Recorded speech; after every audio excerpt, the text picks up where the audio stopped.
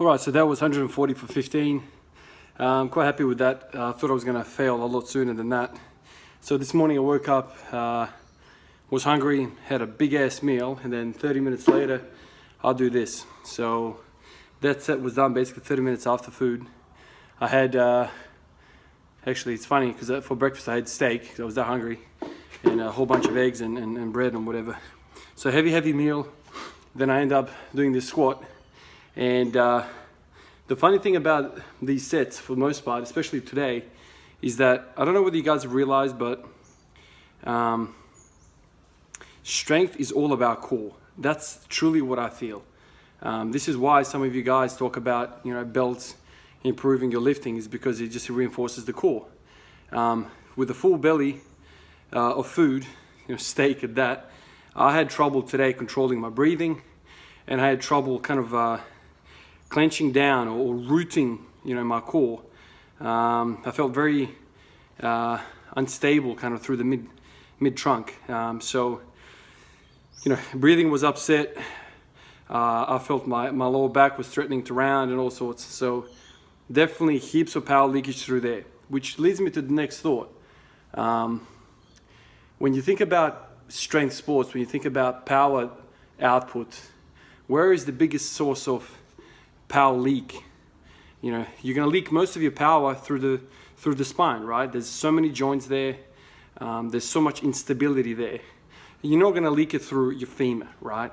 The femur is a big, strong bone, whole bunch of strong muscles all around it, glutes, hamstrings, quads. I guess same with the knee as well. Like there's a whole lot of stability there. It's long bones surrounded by really strong muscles. With the core, I call core basically between the pelvis and the neck. That's core for me, right? Everything that basically surrounding the spine is I find the core. Predominantly, when I talk about core, I'm thinking about the lumbar spine.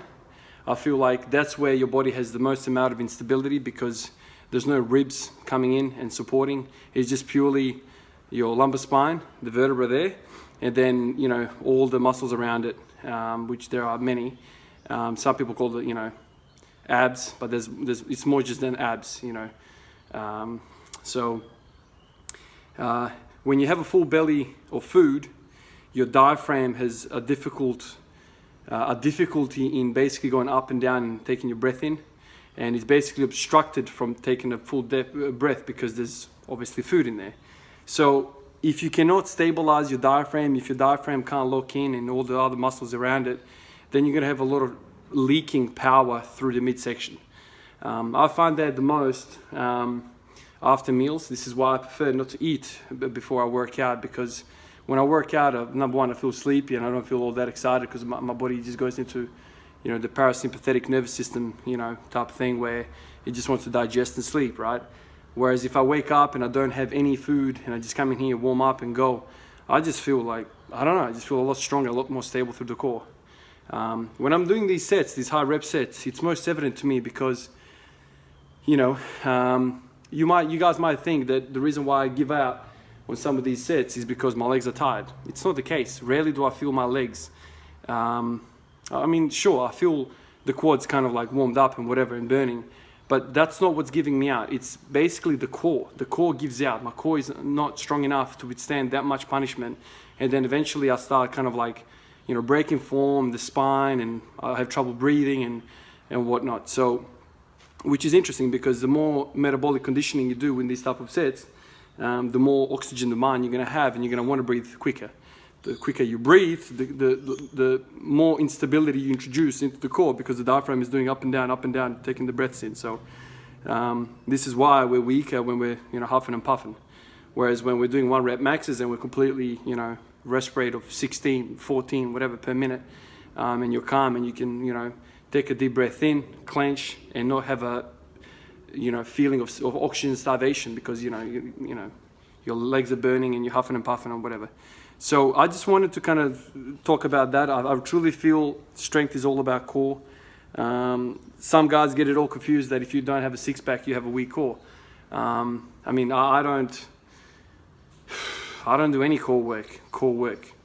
I have in the past, actually throughout this program, experimented with crunches, with leg raises, with knee raises, with, suitcase carries, suitcase flexes, side planks. I've done all of that sort of stuff, and I paid close attention to how I felt and how my movements, squats and deadlifts, felt there afterwards. The reason why I stopped doing that was because truly I wasn't convinced. I really wasn't convinced that, doing planks and doing, all that sort of stuff helps you as much as doing the actual squats and deadlifts. The reason for that is that if we say that the weak point in squats and deadlifts is the core, that means that doing those movements means that those muscles are getting the most work. Doing something like a plank or a side plank, albeit it's beneficial to you, I would argue that it's less beneficial than doing actually more of squats and deadlifts.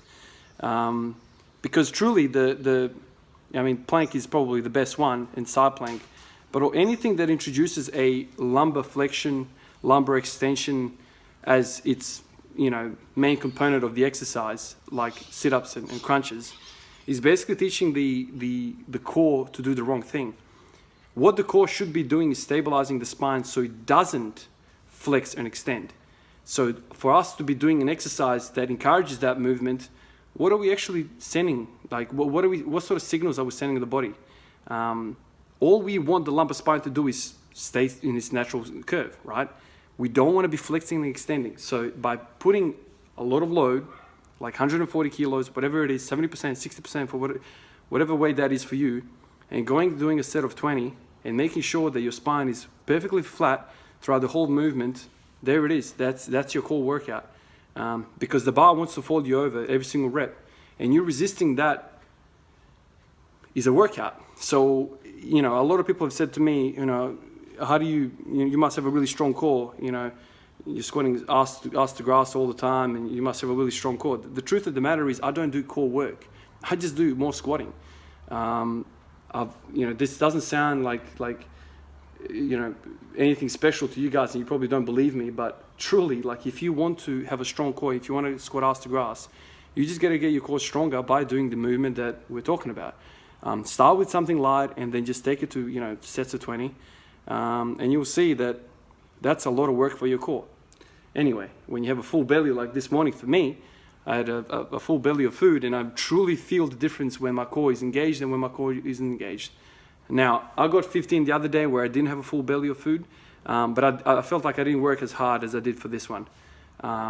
Anyway, so that's just my thoughts on the core strength, core workout. I know a lot of you guys have had, back injuries and whatnot. Knock on wood, I've only had one incident. I was telling a mate the other day, I had one incident at the gym. This is when I was doing bro splitting and I was doing, bodybuilding exercises. I was basically, I'll tell you what happened. I was on a preacher curl machine, that little bench thing, and I wasn't doing preacher curls. I took a dumbbell. I can't remember what it was, like 30 kilos or something like that. And I was doing those exercises where you're doing kind of like behind the head, like, tricep extensions. So, I took the dumbbell, put it on my knee, and from the knee, I'll put it to the shoulder, and from the shoulder, set my hands up into a diamond, and I'll do that. Anyway, so I did a couple of sets of those, and on the last set, I was coming down from here to the shoulder, and then from the shoulder to here, and I kind of like twisted my back in a weird fashion, and I heard a pop. And the pop was kind of like really high up, man. Like, it wasn't like L4, L5, where a lot of people have, troubles. I felt like L1, like T12 kind of thing, like, it was kind of a twisting motion and whatever, and I felt a pop. And after that pop, there was an immense amount of pain, and for a moment there, I couldn't feel my legs. I lost all strength through my core and all strength through my legs. I collapsed to the ground, and I was basically, supine on the ground, and I was like, oh my God, I've just done my back. This is going back probably a good 10 years now.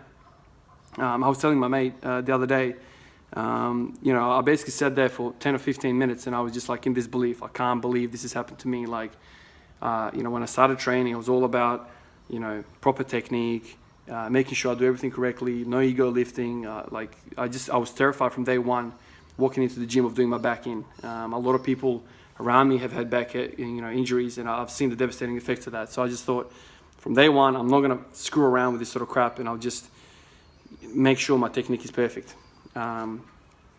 Then what I did, I basically lay there for 10-15 minutes, and then I just thought about my core, and I thought about how weak my core must have been to have allowed this. And from then on, you guys probably won't believe this. My mate, I was telling the other day, he was like, "You're crazy, man." I just went and I just did. It felt like thousands of crunches. I just put my hand behind my back and I was just like, oh, like just banging them out like crazy. Like pain was, I was basically alone in the gym. This is like a commercial gym. And I would just bang them out as hard as I could. My core, my six pack was just on fire. And, you know, I would stop after going to failure and I would take like 10, 15, 30 seconds break and I'd just do more and more and more.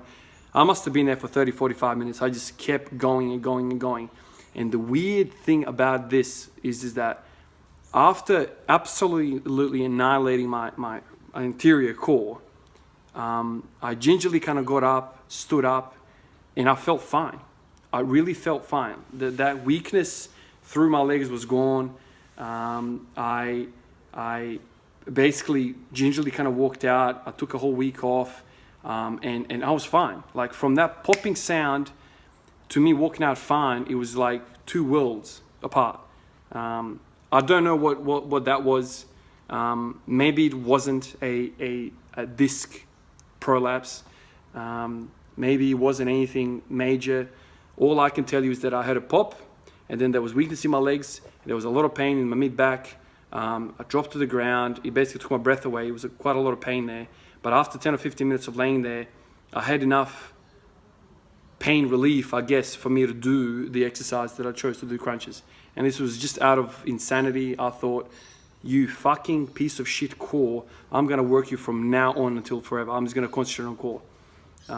Basically, anyway, that's my story, and that's the only incident I've had with, you know, back injuries, and it's enough for me. It's terrifying enough for me, and I know a lot of you guys criticize me for not pushing the weights here hard enough, but that moment in my life has basically taught me to never screw around with stupid shit. If I can't believe that I'm gonna get this way with proper technique, I ain't doing it. Because for me, longevity and health is number one. I've seen too many guys, man. Like I told you guys, like I'm a nurse in ED. I see a lot of dudes come in with snapped up back, snap city all the way from freaking neck all the way down from various different things, whether it's gym work, whether it's work, whether it's falls or whatever. And I see the devastating effects. You know, dudes are getting fusions, spinal fusions, and you don't want to go down that path. So screw the ego lifting, screw all that. Stay with your proper technique. And I guess the moral of this video is I don't think you need to do any accessory movements to keep your core strong. I just think you need to move through some of these compound movements, squat and deadlift specifically, and just lock your core in and do proper sets with proper reps and just do shit ton where you maintain proper alignment of your spine under load, period. That's truly what I think, and this is what I feel like I'm getting out of these high rep sets. It's not so much that my legs are blowing up, which is, I think, a really good secondary benefit, but I think the core strengthening that goes on when I'm doing a lot of these high rep sets is by far the best thing. Anyway, guys, this video is getting too long, so I hope you got something out of this, and I hope you basically understand where I come from when I talk about this stuff. Yeah, that's all I got for you today. I'll catch you in the next one. See you guys.